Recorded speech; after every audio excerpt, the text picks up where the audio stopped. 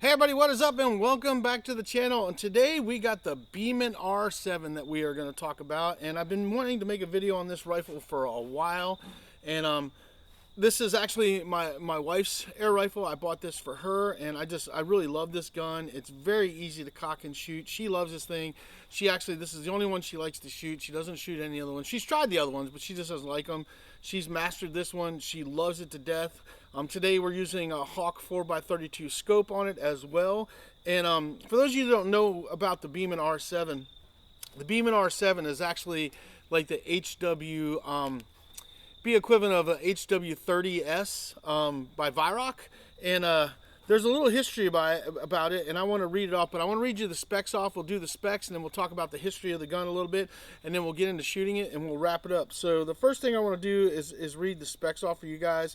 Now this gun is running currently $399 on Pyramid Air. Now they do have one that comes bundled with a 3x9x40 mana scope. Don't buy that one. Buy the $399 one and get your own scope, because we actually bought the bundle and the mana scope sucks. So just so you know, it won't stay zeroed.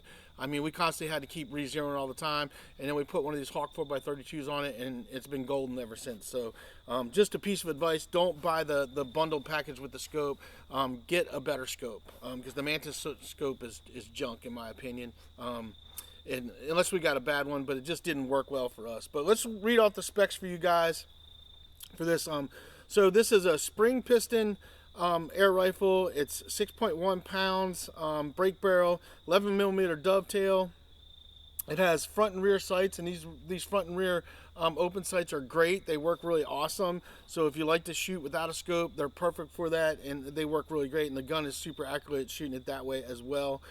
Two-stage adjustable trigger, rifle barrel. Barrel length is 15.5 inches. Overall length is 38.5 inches.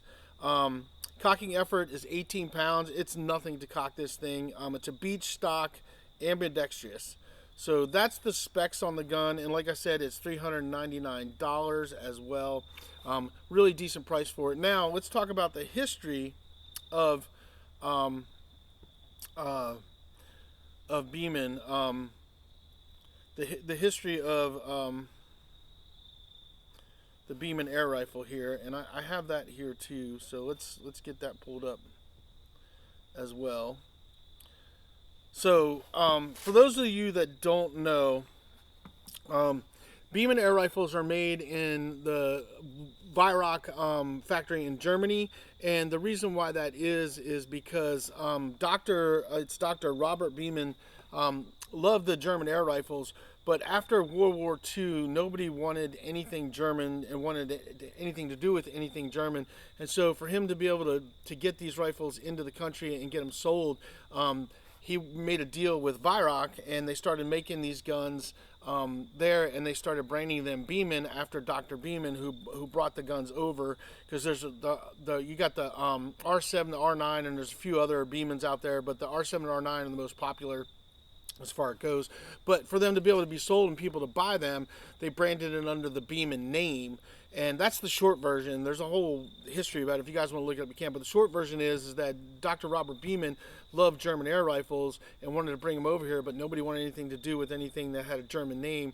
So he worked out a deal with Weihrauch, and they rebranded it with a name called Beeman. And that's how they started selling them in the U.S. And they're still sold in the U.S. today as Beeman. And they're still made in Weihrauch's factory in Germany, which is really awesome. So you're basically buying an HW30S or an HW50S if you get the R9, but with a Beeman name on it. That's pretty much what you're getting. Really, really great air rifles, very well made. And if I put them together, maybe I'll do a video where I compare the HW30S with this. It's starting to get dark, so that's why I didn't want to do it this time, because I want to get the shooting done.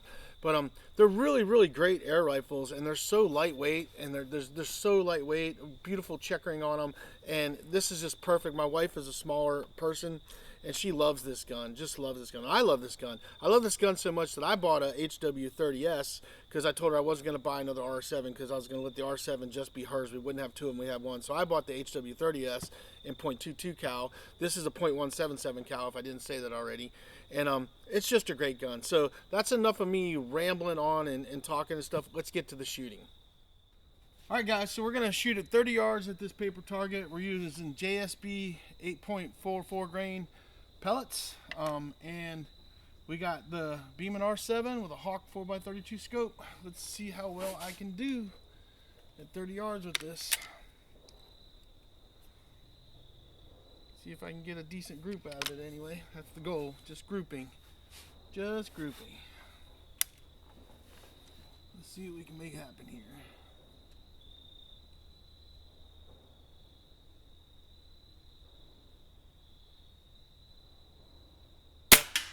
There's one.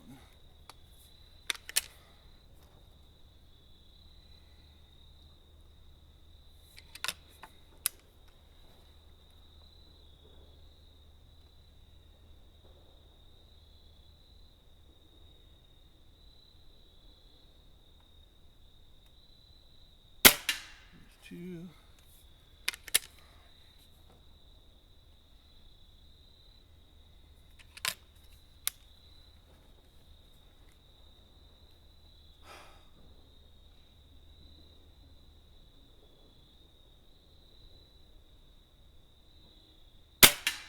Three.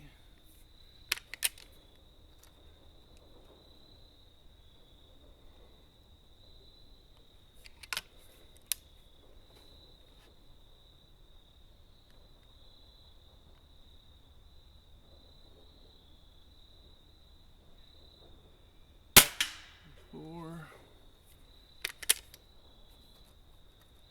Let's get one more.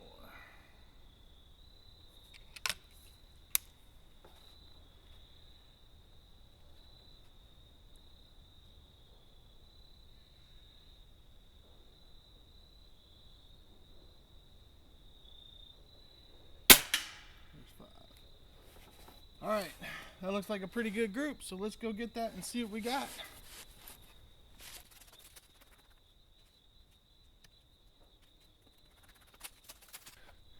All right, everybody, so here's my shot group. That is a really nice group at 30 yards. That is a 1-inch group. This is a 1-inch MOA coin right here. So we're using this for reference. For those of you that can't seem to wrap your little brains around that, this is a reference. I'm not saying that we're shooting a 1-inch MOA group. I'm saying that it's shooting a 1-inch group at 30 yards. This is a 1-inch circumference coin, so it's 1 inch to show you that it's a 1-inch group at 30 yards. I'm not saying it's a 1-inch MOA group. I have to clarify that because I had somebody that was losing their lunch over that in one of my other videos. So just to show you guys, and I will put it up on the screen right here, that is a 1-inch group at 30 yards. It covers every one of those. I probably could have even shot a tighter group.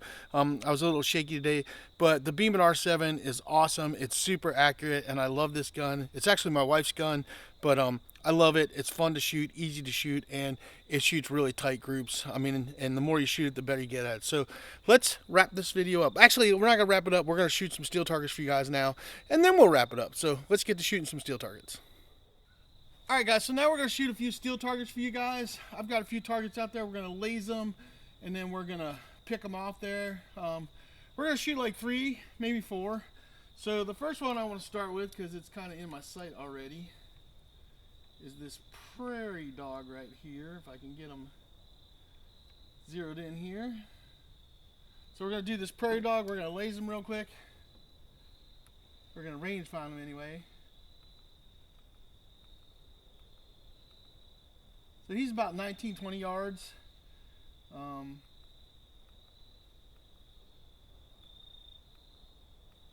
We're gonna call it 19. We're gonna call it 19. I'm getting more 19 than 20. It's jumping. But for those of you that are wondering if this is a viable small game gun, it very much is at 30 yards or less all day long. And the way I judge that is if I could knock these steel targets down, then it's got the power.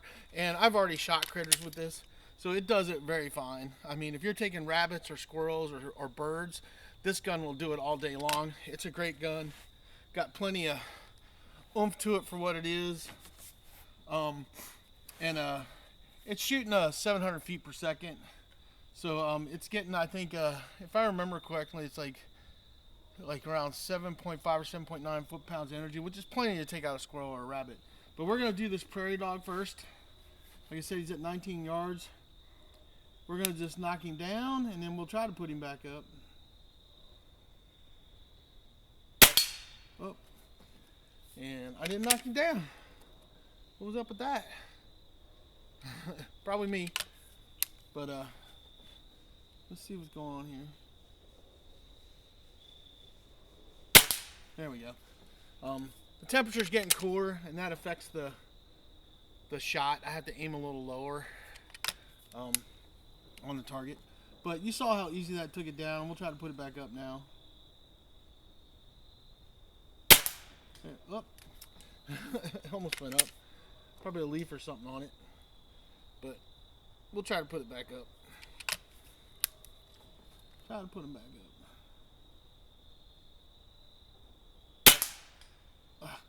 It's not catching. Come on. Come on. Sometimes that happens. There's something stuck on it or something.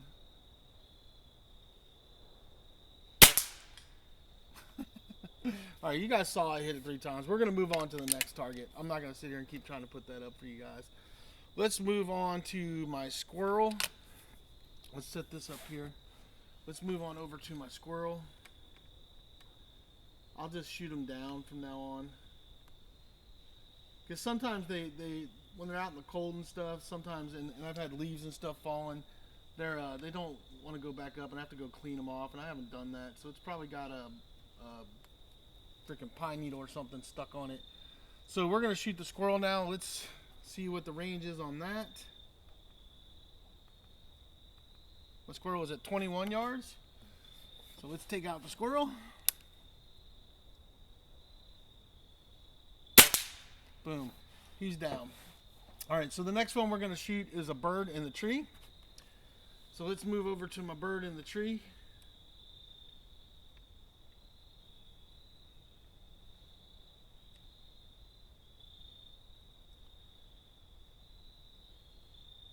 If I can get him in there.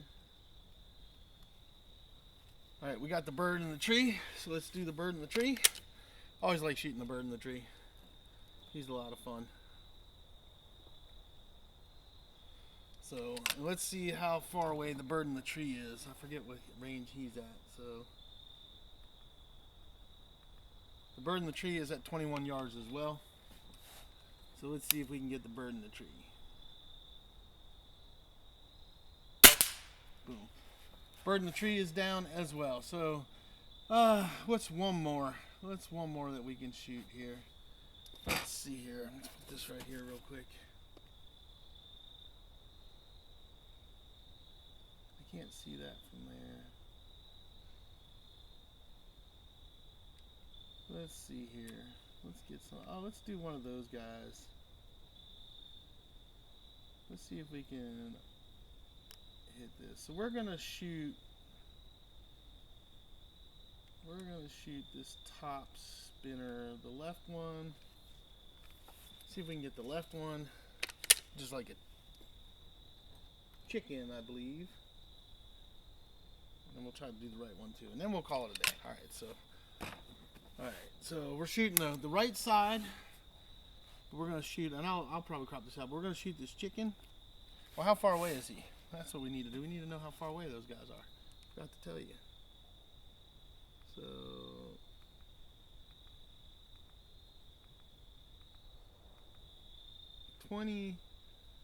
Saying 23.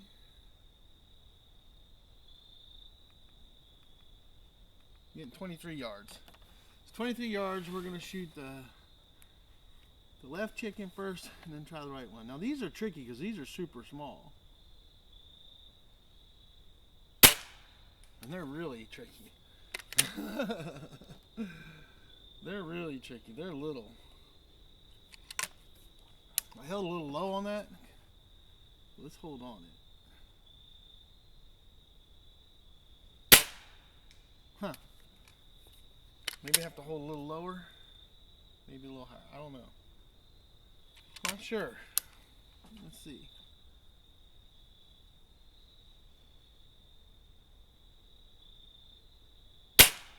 I don't know where it's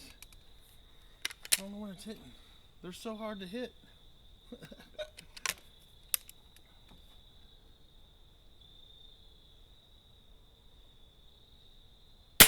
There we go. All right, I figured it out.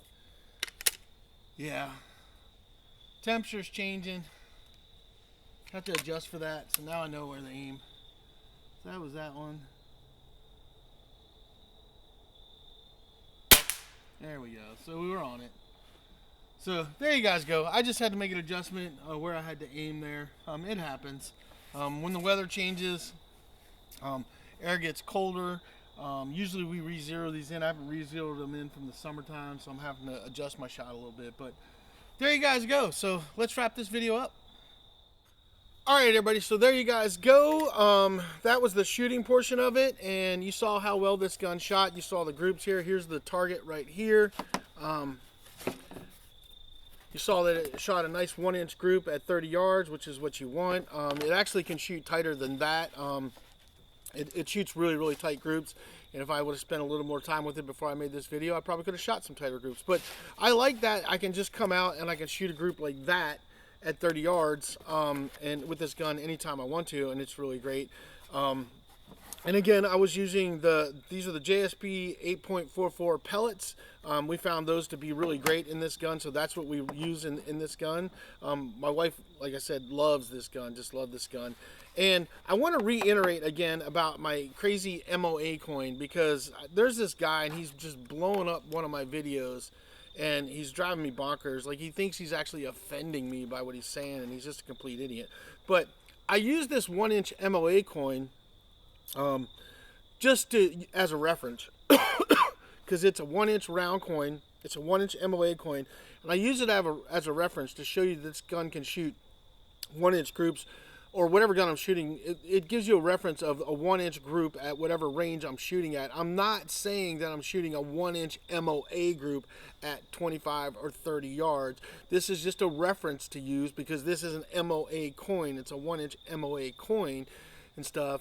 And this guy is like going off. He's like, he went off on me about it, and he's just an idiot. But I'm trying to clarify this, because I shouldn't even have to say this, because I just use this as a reference. But it seems like there's so many idiots on YouTube these days that you have to explain every little detail. So the coin, when I use this, is as a reference to show you the size of group that I'm shooting with the gun at the distance I'm shooting. I'm not saying that it's a 1-inch MOA group at 20 yards or 25 yards or 30 yards or whatever it is, because you have to be shooting at like 100 yards and blah, blah, blah, blah, blah. And I'm not going to get into all that crap and stuff. This is just a coin that I use for reference. Now, if you guys are interested in getting one of these coins, this is a Bravo Bassin 1-inch MOA coin.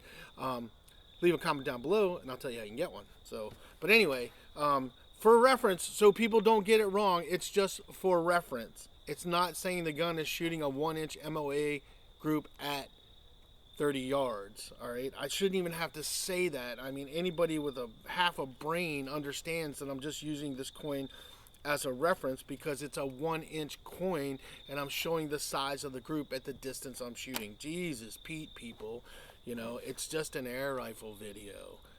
Anyway, with that being said, I hope you guys enjoyed it. You saw the accuracy of it, you know, I mean, and you even saw my misses. See, I don't delete that stuff. Like, when I make misses and make bad shots, I leave that in there so you guys can see it. And I just had to adjust where I was aiming, and it's because of the cold. The temperature has dropped. It's getting colder here, and when the temperature drops, your shot placement changes with air rifles, because when you cock this thing and put the spring in it, it's an air rifle, and it actually draws in air into there, and when this thing pushes out, it pushes air through that tube and shoots it out there. And that air, depending on the density of it, depends on your shot placement. And that's all this other crap. And I'm sure somebody's going to say, that's not right, whatever. You know, all right. The basic concept is it's an air rifle. When the temperature changes, it changes the shot placement of the gun. It even does it in real rifles, whether you believe that or not. You know, the weather changes shot placement. It's a scientific fact. But anyway, that's enough of me rambling. I really enjoyed doing this video. I love this gun. I definitely recommend this gun. Like I said, you can pick this gun up at Pyramid Air. I will leave links down below for the scope. I don't have a link for the gun itself, but you can get it at Pyramid Air. I do have a link for the scope that you guys can use, an Amazon link for that. And so that's all I got for you guys. So again, I appreciate all you guys watching. I hope you guys enjoyed this video. This is a great air rifle. It's a lot of fun to shoot, and if you shoot a lot, this one is very easy on the arm, and you can shoot it all day long. So there you guys go. Appreciate you watching, and we'll see you guys on the next video.